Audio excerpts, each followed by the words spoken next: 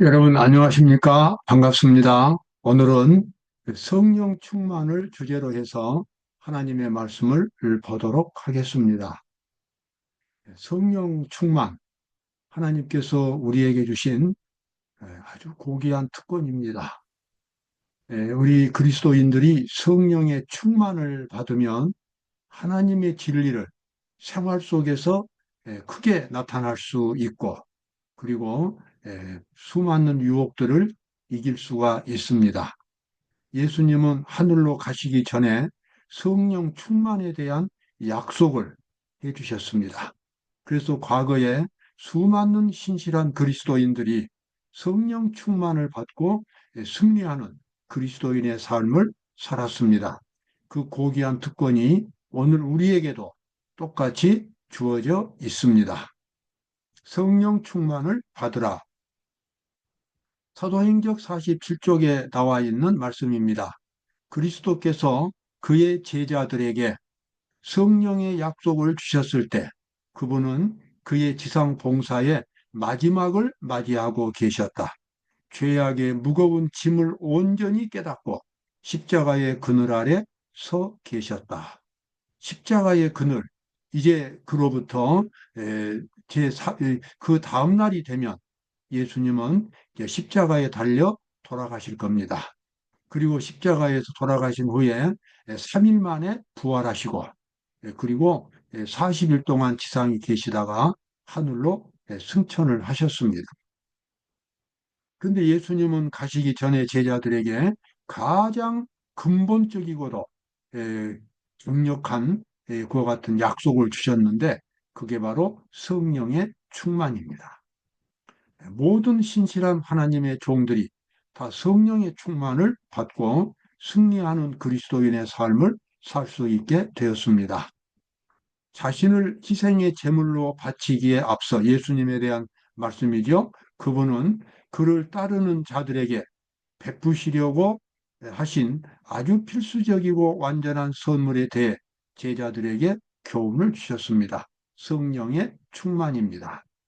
성령을 충만하게 받으면 사람이 완전히 다른 사람으로 변합니다. 하나님의 사랑과 하나님의 능력으로 가득 채워집니다. 그리고 수많은 사람들을 하나님께 인도할 수 있습니다. 그래서 사람이 완전히 다른 사람으로 변하게 되는 것입니다. 바로 그것이 성령 충만입니다. 예수님은 하늘로 가시기 전에 이 고귀한 약속을 하나님을 신실히 믿는 자들에게 주고 떠나셨습니다. 그분은 이렇게 말씀하셨다. 내가 아버지께 구하겠으니 그가 또 다른 보혜사를 너희에게 주사 영원토록 너희와 함께 있게 하시리니 저는 너희와 함께 거하시며 또 너희 속에 계시겠습니다. 자, 예수님께서 제자들 앞에서 지금 하신 말씀이죠. 내가 아버지께 구하겠으니 그가 또 다른 보혜사를, 여기서 보혜사라고 하는 것은 영어 그 헬라어 원문에는 변호사로 변호사와 동일한 의미입니다. 변호사가 어떤 사람입니까? 법정에서 이제 재판을 받을 때에 보통 사람들은 법률 지식이 없기 때문에 재판을 받을 때에 잘 못 받습니다. 그래서 그것을 전문적으로 취급해 주는 사람이 변호사입니다. 마찬가지로 예수님은 또 다른 보혜사를 약속하셨어요. 여기서 또 다른 보혜사란 말은 예수님이 바로 보혜사이셨습니다. 예수님은 죄인들에게 가까이 오시고 그래서 죄인들을 구원하시고, 그래서 예수님이 보혜사인데 예수님과 똑같은 그렇게 신자들을 도와줄 수 있는, 마음에 힘을 줄 수 있는, 그리고 깨달음을 줄 수 있는 또 다른 이 보혜사, 예수님과 같이 도와주시는 분, 바로 그분을 보내시겠다고 약속을 하셨습니다. 또 다른 보혜사를 너희에게 주사 너희와 함께 있게 하시리라. 예수님은 이 약속을 하시고 떠나셨는데, 실제로 예수님께서 하늘로 가신 후에 10일 후에 우리가 잘 아는 대로 오순절 성령 강림이 있었고, 그때부터 제자들은 새로운 사람으로 변화되었고, 그리고 기독교와 온 세상에 전파되기 시작했습니다. 세계 역사가 달라지게 된 것입니다. 성령이 임하시고, 그 말씀, 그 다음에 또 성령이 충만하게 임하시고, 이것은 예수님께서 주신, 예수님의 종들에게 주신 고귀한 약속이고, 우리가 진심으로 예수님을 만난다면, 믿고 의지한다면 우리도 똑같이 성령의 충만을 받을 수가 있겠습니다.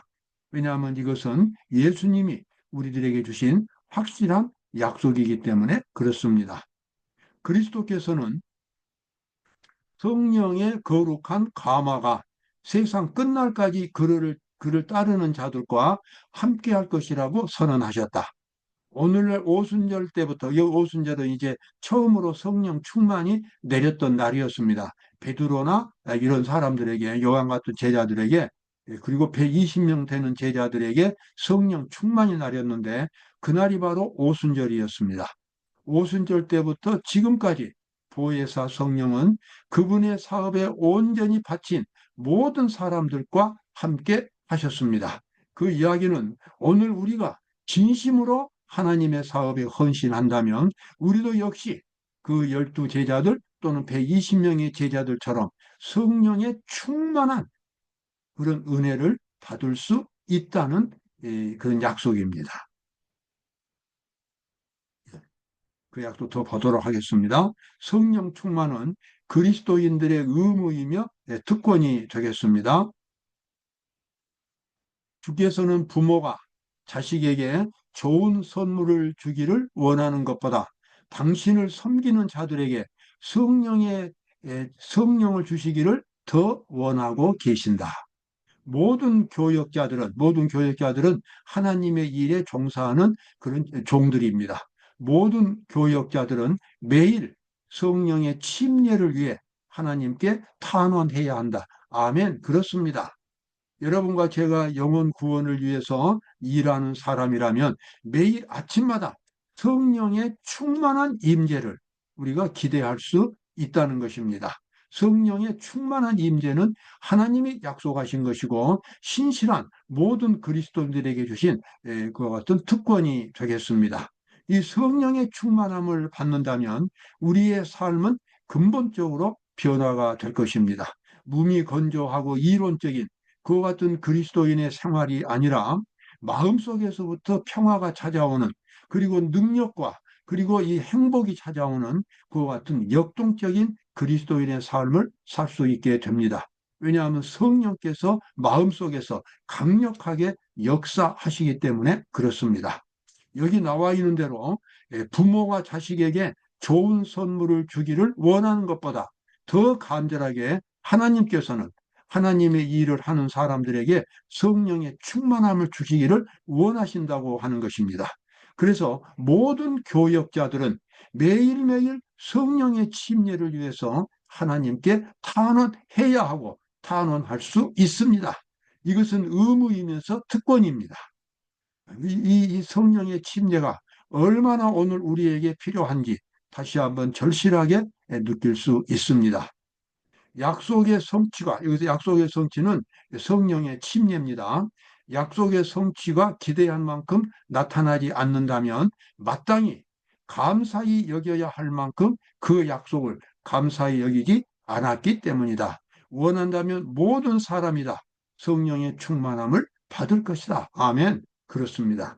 여러분과 제가 진심으로 하나님께 헌신한다면 우리도 역시 성령의 충만함을 받을 수 있습니다. 여기 지금 성령의 충만을 못 받는 이유가 나오죠. 이 성령 충만을 감사하게 귀중하게 여기지 않는다는 것입니다. 있으면 좋지만 없어도 뭐 별로 상관이 없는 것처럼 그렇게 그리스도인들이 생활을 할 때는 성령 충만이 찾아오지 않습니다. 그러나 목마른 사람이 물을 찾듯이 배고픈 사람이 음식을 찾듯이 그렇게 성령의 충만을 구한다면 반드시 성령 충만이 온다고 하는 것입니다.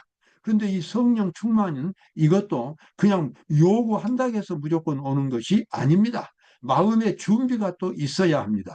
마음의 준비는 그리스도를 위해서 그리스도에게 자신의 모든 것을 바치고 하나님의 말씀에 완전히 순종하는 그와 같은 이 신앙의 자세를 확고하게 가질 때에, 그리고 그것을 계속해서 그런 생활을 유지하면서 하나님께 간구할 때에 성령 충만은 반드시 찾아오게 되겠습니다.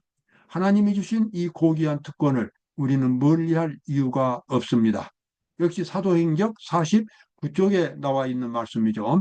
박해와 시련의 오랜 세기를 통하여, 자, 박해와 시련은 중세 암흑시대를 여기서 중점적으로 가리키고 있습니다. 남녀들은 그들의 생애에 성령의 임재를 크게 누렸으며 세상에서 이적과 기사를 베푸는 자들로 섰다.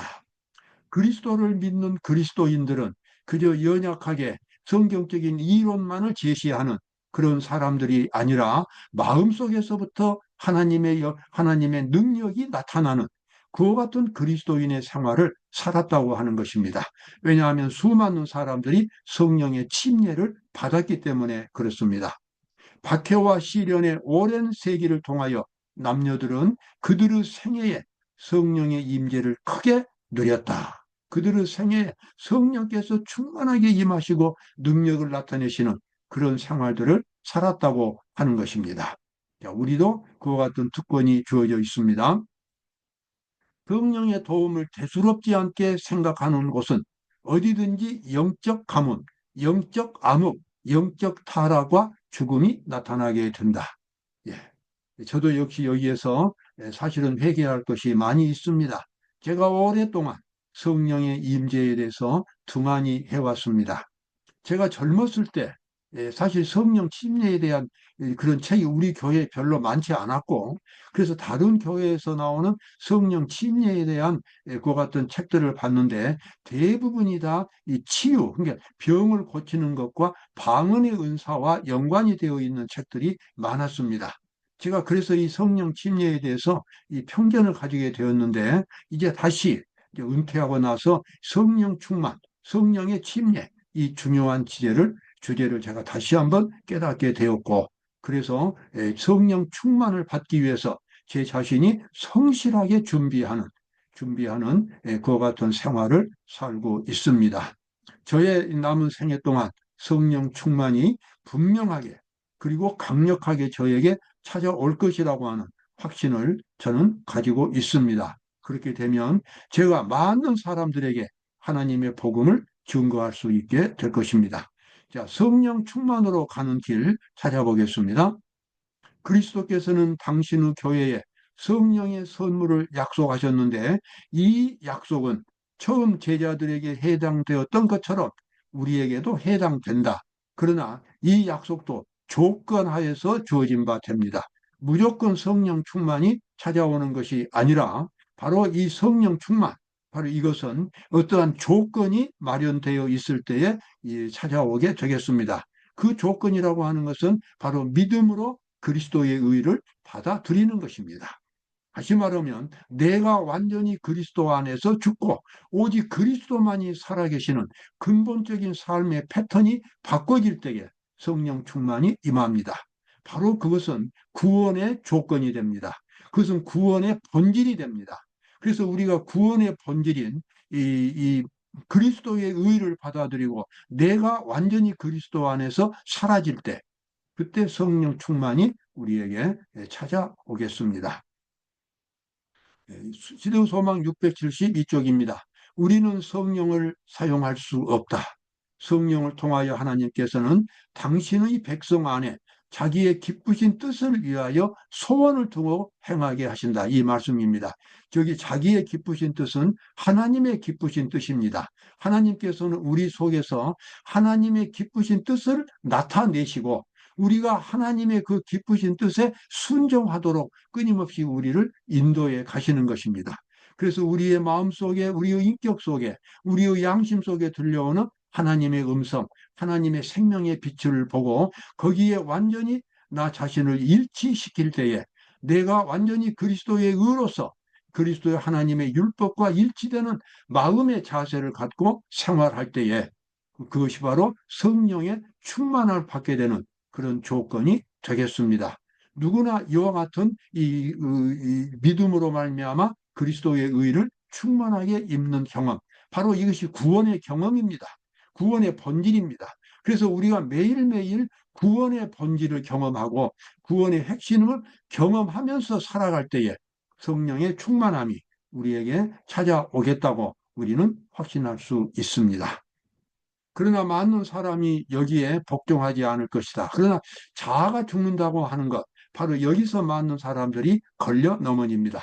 그들은 그들 자신을 주장하기를 원합니다. 이것이 바로 저희가 하늘의 선물을 받지 못하는 이유가 되겠습니다. 오직 겸손히 하나님을 섬기며 하나님의 은혜와 지도를 기다리는 자들에게만 성령을 주신다.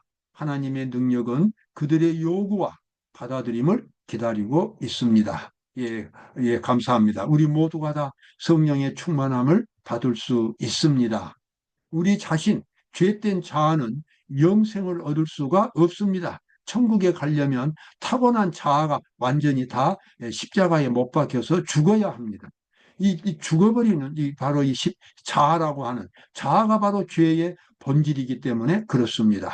그리고 그리스도의 정신으로만 변화되는 그 같은 근본적인 삶의 변화가 생명 속에서 우리의 마음 속에서 일어나야만 됩니다.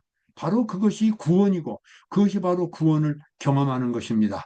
그 구원을 경험한 사람들에게 성령 충만이 찾아오게 되겠습니다. 여러분, 제가 여러분과 함께 저도 이제 마지막 때 성령 충만을 받아야만 되겠습니다. 이 성령 충만을 받을 수 있는 지혜와 그리고 이 의지 그리고 용기, 이 모든 것을 여러분과 제가 꼭 갖고 나타낼 수 있기를 원합니다. 감사합니다.